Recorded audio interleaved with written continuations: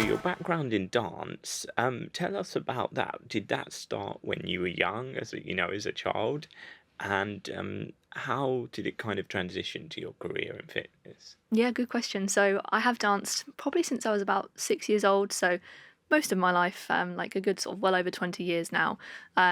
And that's sort of where I started and, sort of trained my whole life. Eventually went into full-time dance and musical theatre training. And that was going to be my career path. I was going to go work professionally and then sort of decided actually I'd love to teach. So that's where my sort of working life started as a young adult. I was teaching dance, I was teaching ballet, tap, musical theatre, 7 days a week. Absolutely loved it. And I loved being able to impact sort of the younger generation and, teach and educate people. And then, like I mentioned earlier, I kind of had this realization, I'm not moving quite as much anymore. I'm not a dance college. I should probably try and go to the gym.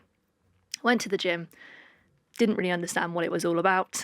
Went on the treadmill, as I said before, got really bored, left, and kind of had this sort of cycle of I'd have a gym membership, I wouldn't really do much with it, and then I'd leave, I'd try a different gym. And, I think, again, I speak to a lot of women who are stuck in the same cycle. And so I thought to myself, well, all this equipment at the gym, what do people do with it? So I started researching, I started looking on social media, I started researching online. And then I thought, actually, maybe I'll do a qualification in this purely for myself. And this is me being completely honest. When I trained to be a PT initially, it was for selfish purposes. I wanted to make my training better. And that's when I discovered weight training. That's when I thought, actually, I get it. I get why people come to this place. I get why people come to the gym. I love this. And I love the progression. And I think that's where I see the similarity with dance and training in the gym. With dance, it was, I do an exam, I move up to the next grade, I work on that, and so on and so forth. And it's the same with the gym. You have your exercises, you progress your weight, you progress your reps, and it's that constantly, how can I be better than myself? And that's something that I really like. So that's when I caught the gym bug.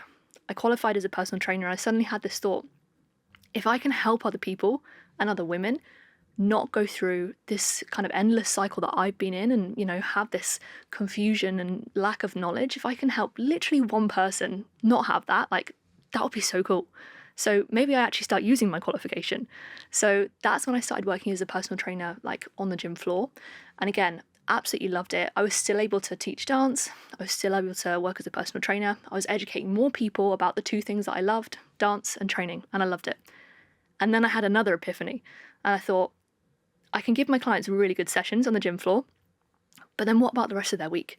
They go home, they eat the pizza, they sit on the sofa, and they come back to me next week, and I give them another good session.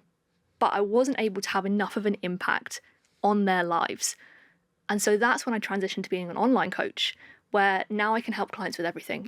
Yes, I cater for their workouts. I also look at their nutrition.